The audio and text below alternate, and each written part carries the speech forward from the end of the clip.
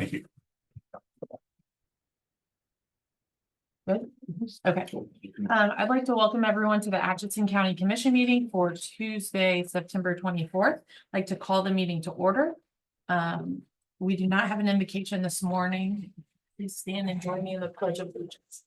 I pledge allegiance to the flag of the United States of America and to the republic for which it stands, one nation, under God, indivisible, with liberty and justice for all.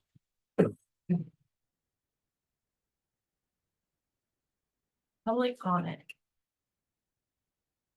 Seeing none. Approval of the minutes. Did everyone have an opportunity to read the minutes from Tuesday, September 17th? If so, do I have a motion to approve? Did you have a chance to read? Did you have a chance to read them? Yes. So moved. Second. Moved and seconded. All those in favor say aye. Aye. Passes 3-0. Commissioner comments, Commissioner Rivas, I don't think I have any today. Commissioner Knoll. Nothing today. Okay. Last week I had a project concern meeting and an EDAG meeting, but other than that, I do not have comments. New business.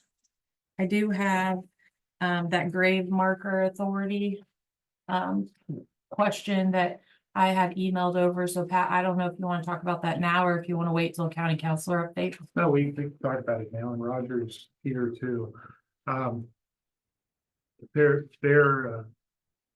don't think the county has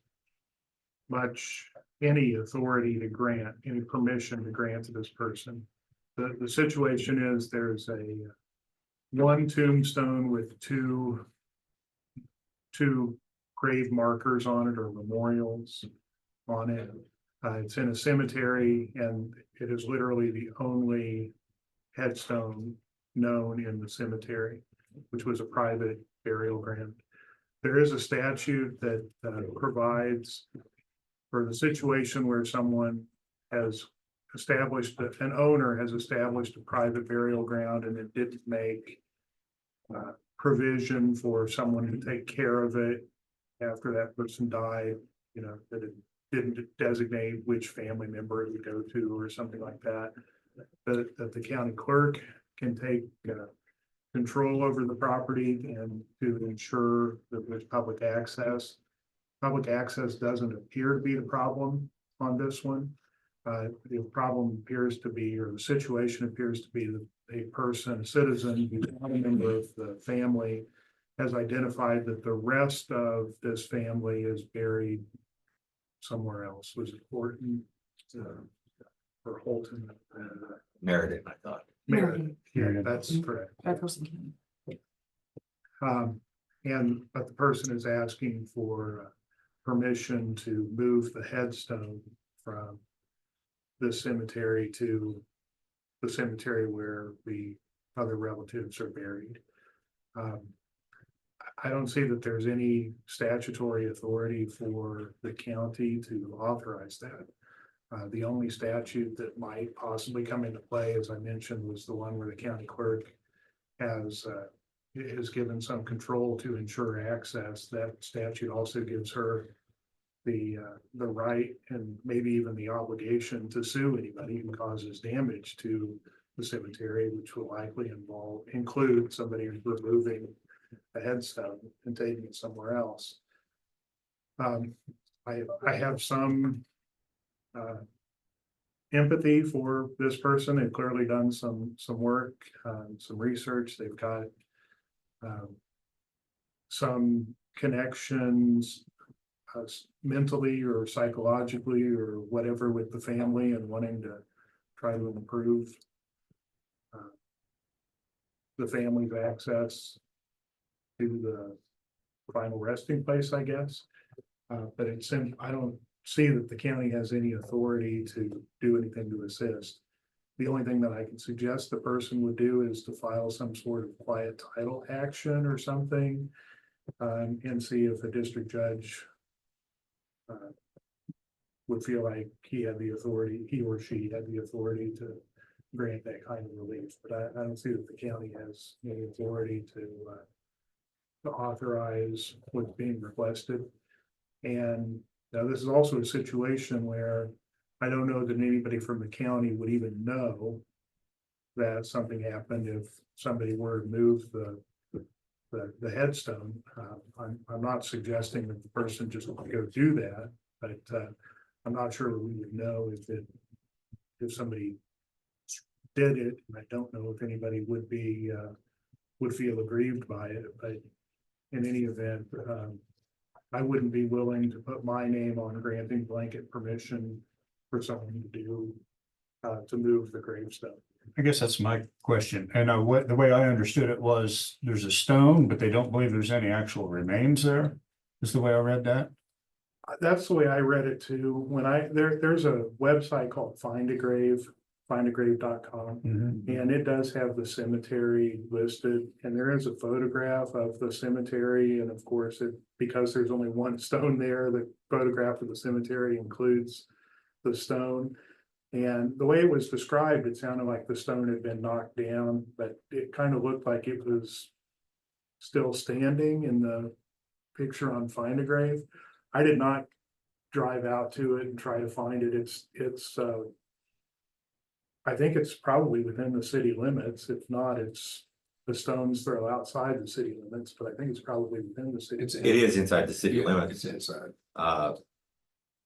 She has never been there. She came in our office and talked to me at great length. We provided her, based on her coordinates, what the location of it would be. She added that she had never been there. My comment to her was, I didn't know that the county would have any authority in this whatsoever.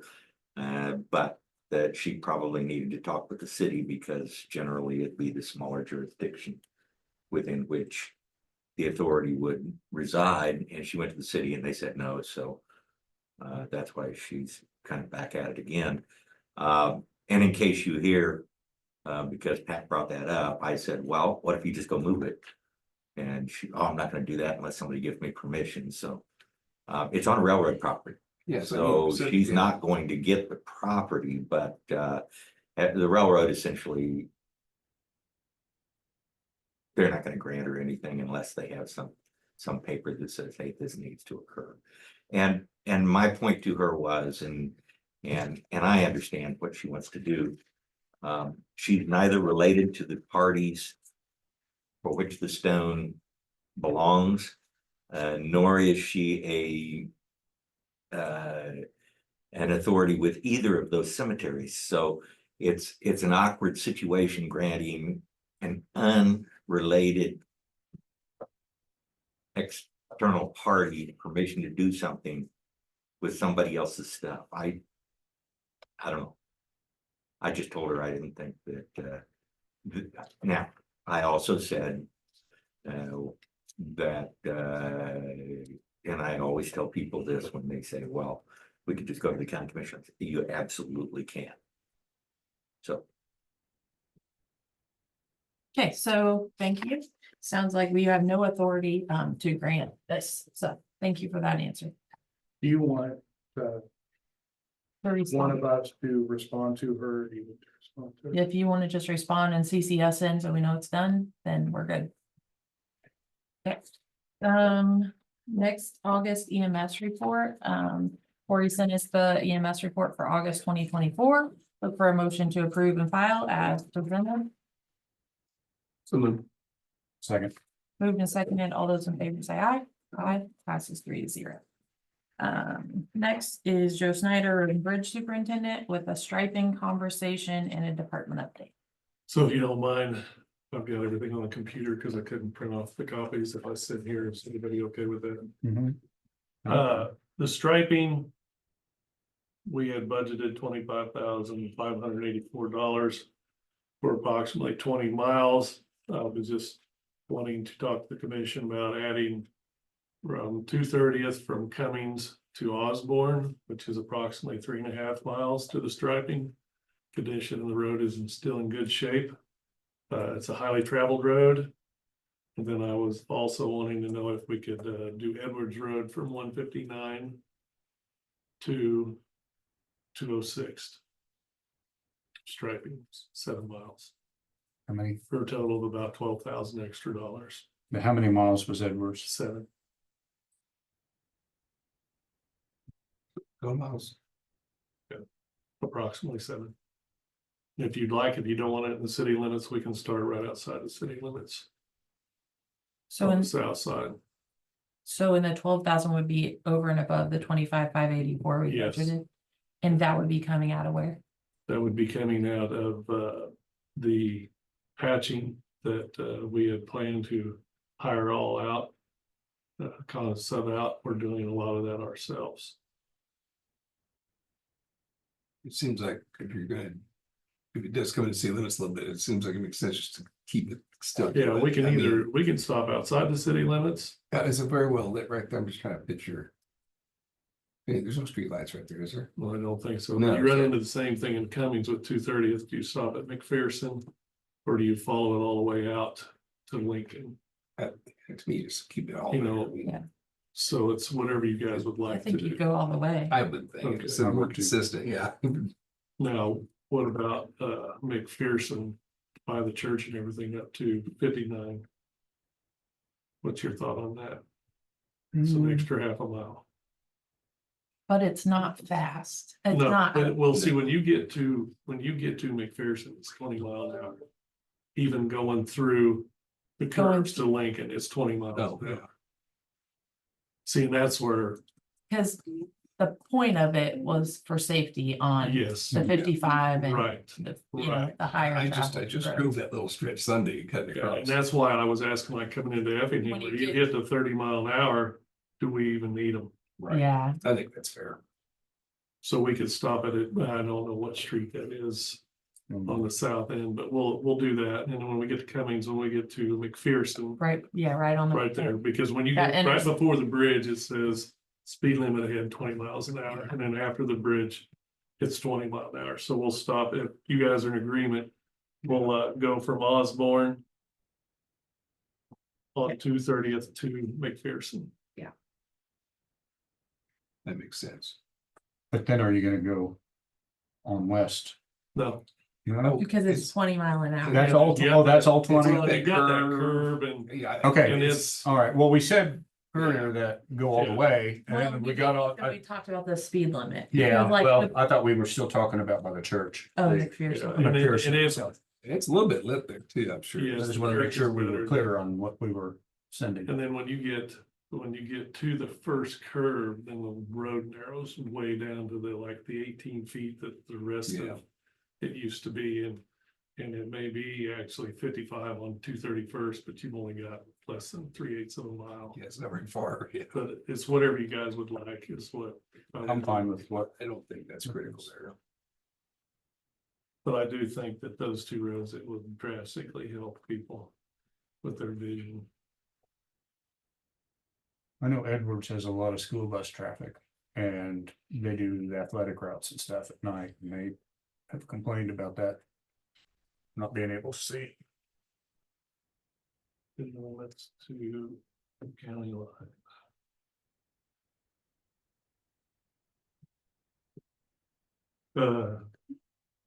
Department update. We have the bridge information on Bridge L-3.K3 on Finney Road. Pardon me, I have to look at the prices. You want me to bring up the prices of everything, or how would you like to do that? Well, we don't have the all encompass price yet, No, so we it don't. doesn't really make sense. Like, I think we need to look at all in, because I was looking back at some of the. When you add all the other pieces of it in, and it makes it. Oh. 2, 3, 4 times that much. Yes. So I think it's better to have the all encompassed amount. So do you want me to get a price from Husker Steel? I mean, to me, in order to make a decision, we need to know what it is installed. Yeah. And I know you said doing your demo ourselves to save money, which I'm in favor of, if you feel like we can do that. Yeah, I think we can But- handle that on this one. But it's hard to make decision to move forward. And also, if you're taking it out of special highway, do we have enough in there to cover installed? Well, that's. If, when I talk to Chris and he comes and they give us an estimate on the bridge. I'll come back. I'm gonna guess it's gonna be around 160 With installed, in the bridge install. Okay. Yes. These others, the only way I'm gonna get an install price is go out and get bids from people who would come in and put them in and do the concrete. So we have roughly close to $100,000 in material and footings without any install on an arched culvert. So if you want me to do that, I can, or it's gonna be probably fairly close to what the Husker's gonna be. But I can get a hold of people and get all that if you want me to, but I don't wanna waste their time. Yeah. I'm not, Are we just talking about the Finney one right now? Yes, Okay. just Finney. I'm not a big fan of the arch culverts, and I know that it's taken. When we put that one in, it took so much time and it was kind of precarious. We don't have the equipment stuff to really. Because there was the water issue and that for us to be installing them, I think we're taking away our department a lot of man hours. I can contact the rep and see if they have someone who does that and get just a cost estimate, if you guys would like me to do that. Well, if you don't have to actually get a bid, that would be worth it, but Is that? Yeah, have you ever seen them utilizing the big concrete blocks instead of pouring footings? I noticed that in Leavenworth County on a couple structures, and I just thought I would ask you if. I don't, There's some, you have to get the right ones. You gotta get ones that peg in good, and you gotta make sure that you do everything. I've looked at everything. I had Gabe up here yesterday. I've talked to Dave at Schwab Eaton. What can we do to put in a low cost bridge, you know? And I'm not having any luck yet. If we had something to drive the pile and us do it ourselves, it would be cheaper. But do we have the number of people it takes to do it? We don't have a way to drive a pile. They sold the crane years and years ago. So the only way we would do it is there is an attachment you can buy for your excavator. If it will fit, it's like $230,000 to drive piling. And I could get that price again, but it scared me when I looked at it, because that's what some counties do. You know, that's how they drive it. But for us to drive piling, if we're fixing an old wooden under 20, we will take the excavator and we will shove the piling as deep as we can. It's better than the broken wooden one that's there. And that's about as far as we go. But to be able to drive it to reach the resistance that you need, we don't have that capability. I think getting a cost estimate would be okay. That way we have something to compare it to without doing a full blown bid or estimate or You know, on those blocks, that's what I did at my house, and those are pegged and everything, but they were pretty much $100 a piece, $90, something like that. If you just figured just for the block plus the cost of putting them in. The concrete here, they make them. Right. I think at K.S.A. bring them up here, but. So it's something to look at, but I have a feeling by the time you. Well, you've got to get. I'm saying on some of the smaller Smaller structures, ones, yeah. not, Yeah. not Oh, Finney. no, I understand. But the because I've smaller seen- ones. That's good. Even if you just did it for the base, a couple of rows of them, and then whatever. So what riprap. they'll do is they'll go in and they'll build a footing, whether it's out of concrete or rock. Right. And then they make the footing before they put those together. And then something was brought up to me about the rail car bridges, you know? Can we put two of those together to get the width we need? You Yeah. know? And that's been done. On some of I these. know of older a bridges. real nice one. It would be Potawatomi County did. just south of Effingham on Edwards. You go into Jefferson County and then right there before where the railroad crossed, Yeah, go 1 mile west. And then a little bit back to the north, and there's one that Jefferson County done, and it's a real nice one. how wide was it? You know, I know what it it said. seemed to be. I don't remember it being a narrow bridge, but I mean, it seemed kind of like a Husker type Yeah, bridge no, when it I'll was go done. look at that. I know where you're at. Some of those are 40 footers, just like some. Well, I mean, the length isn't the issue as much as the width, Oh, you know, for the combines and the equipment to get over. Yeah. That's the main thing, because unfortunately right now, which I'm getting off topic here, but. We have so many little ones, we all know we've got to find a way that's affordable for us to replace them. Yeah. Before people fall through. Those might be a good option on the smaller bridges especially. Yeah, I don't know where you can get those and how, I mean, how expensive they are, or the rail cars, or. I can find out, but, we are patching on Osborne Road south of, Curlew, trying to get the big holes fixed. We're going clear to the county line, and anything that looks bad, we're patching. We've got the big one by Greg Smith's done. They're starting on the south end, they're gonna come north. And then the little, places where the chip and seal or whatever has slid, we're gonna doctor them up with the Durapatcher the best we can right now. We may try patching a couple of them. But it's sliding, you know, it's not actually the base underneath that's the problem, it's the top inch or so that's sliding, but we're gonna work on that. And try to get the road where it's travelable. That's fairly safe until we get our project going and start moving on. So do you mill that a little bit first? So what we do is the mill head we just got. Yeah. We mill 3 to 4 inches is what they do. Oh, They okay. go down 4 inches, they mill everything. We have a 500-gallon tank in the back of the 550. We put plastic pipe on it, drill holes in it. We dump the base one in. We turn the valves on. We can turn on the right side, left side, both sides all at once. And then we will put the base one in, and then we will mix it again. And if we need millings because it's too low, then we will put millings in and we'll mill them back in it. We take the blade and we level it out, and then we take a roller and we roll it. And usually takes, the first day it was still kind of wet, there was a few ruts. Next day they came back and just hit it again with the roller and the blade. And when I came through Monday, it felt pretty good. So it's not a perfect fix, but it's working.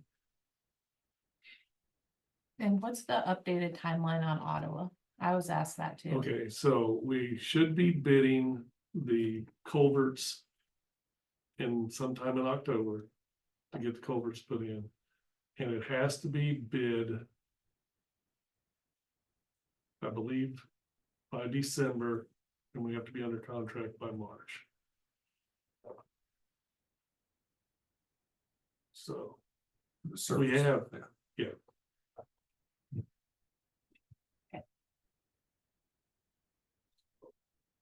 that's all I have. And then if you guys don't have a lot on today and you have time for just us to sit and discuss and go over some stuff.